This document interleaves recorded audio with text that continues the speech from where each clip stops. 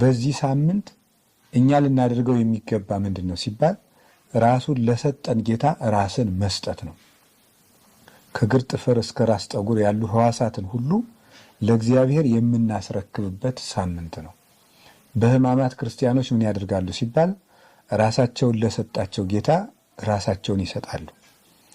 በዓይናቸው በጎ ነገር ብቻ ከመመልከት ውጭ ለስጋ የሚሆን ነገርን ባለማየት፣ በጆሮ ለስጋ የሚሆን ነገር ባለመስማት፣ እግር ወደ ስጋዊ ነገር ባለመሄድ፣ አንደበት ስጋዊ ነገር ባለመናገር፣ ለሰውነታችን የሚገባውን ስጋዊ ጌጥ ከመጠን በላይ መታጠብ፣ ሰውነትን መንከባከብ፣ በምቾት ስፍራ ላይ መኖር፣ ለሰውነት ምግብ አጣፍጦ ማቅረብ፣ ዋዛ ፈዛዛ፣ ጨዋታ፣ እንዲህ ያሉ ነገሮችን ሁሉ ትተን ራሱን ለሕማም ለሞት ለእኛ ብሎ አሳልፎ ለሰጠ ጌታ ራሳችን መስጠትን የምናደርግበት የምናሳይበት የስጦታ ሳምንት ነው።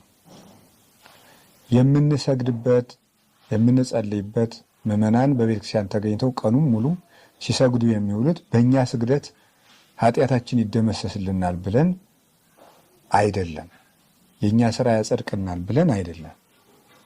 የምናደርገው ራሳችን ለመስጠት ለእኔ ብለህ ወደቅህ ሆይ እኔ ትቢያ ልሁንልህ፣ ለእኔ ብለህ ተደፋህ ወይ እኔ ልደፋልህ፣ ለእኔ ብለህ ተገረፍክ ወይ እኔ ልገረፍልህ ብለን ራሳችን ለጌታ ፍቅር የምናሳይበት ሳምንት።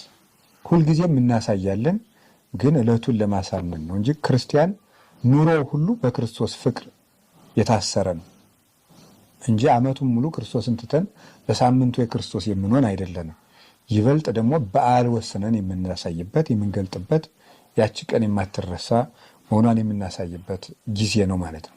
በዚህ ሳምንት ባልና ሚስት አብረው አይተኙም፣ የጣፈጠ ምግብ አይበላም፣ ቢቻል የጨው ቂጣ ባይቻልም ሰው ሁሉ እንዳቅሙ ጥሩ ውሃ ብቻ በመጠጣት ወይን የሚያሰክር መጠጥ ጣፋጭ መጠጥ ባለመጠጣት፣ ምቹ ቦታ ላይ ባለመተኛት፣ ስጋዊ ጨዋታዎችን ቀልዶችን ሁሉ በማስወገድ ዘፈን፣ ጨዋታ፣ ድልቂያ፣ ተድላ ደስታ። በሕማማት የተደሰተ ሰው በትንሣኤ ሊያለቅስ ይገባዋል ይላሉ 318ቱ ሊቃውንት በፍትሐ ነገሥት ሲናገሩ። ድግስ የለም በዚህ ሳምንት። ይህን ሁሉ አስበን ከጌታ ጋር የምንታመምበት ሳምንት ነው። ከክርስቶስ ጋር የታመመ ሰው ከክርስቶስ ጋር